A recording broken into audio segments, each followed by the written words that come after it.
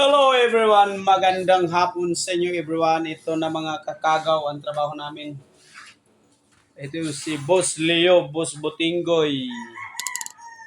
Boss Botinggoy, shout out sa mga kaibigan ko sa Mindanao. Masbate, Cebu, lahat ng mga idol. Quadro Alas, babawi ka na lang sa susunod. Idol, babawi ka na lang sa laban. Sana manalo ulit tayo. Ganun talagang labanan, matalo manalo.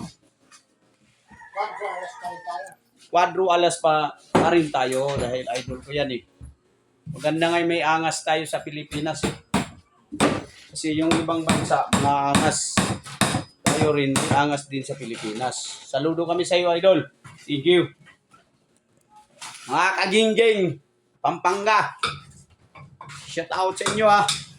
Ayan si Boss Leo. Si Boss Botinggoy gumagawa yan.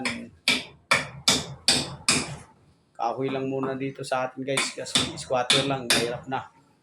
Mamaya dumating ang tamang panahon na kunin sa gobyerno, wala tayong magagawa dahil gobyerno yun sila eh. Basta ilipat lang tayo. Ano trabaho namin dito guys. Ano. Lapit na. Tapon kalabira pa lang yan. Hardiplex yan ay ginawa namin guys. Kahoy lang, hardiplex lang yan. Ayan mga subdivision yan guys oh. Subdivision. Ayan oh. Airplane guys. Dumi ng subdivision nila dito guys. Oh. Walang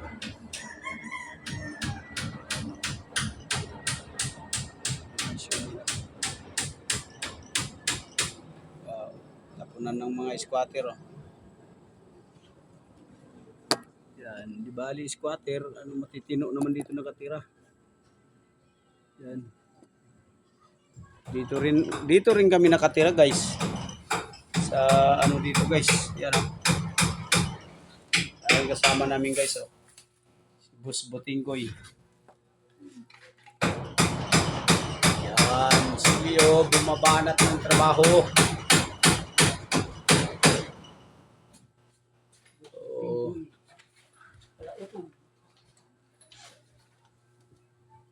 Diba? Yan, Boss Botinggoy. Labas na yung litson ni Boss Botinggoy.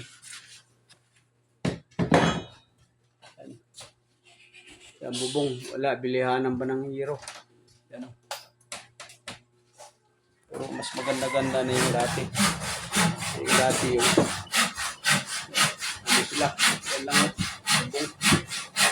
Yan ang bubong nila guys. Sobrang babaw. Parang litson sila.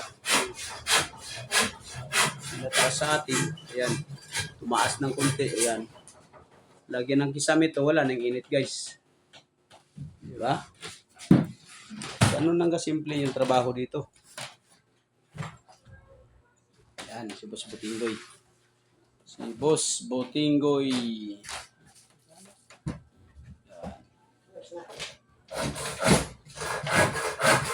Lapit na. Ayan, tayo guys, bukas sigurado. Wala, hindi madala ko isang linggo. Pakak na yung trabaho namin dito guys, abuno.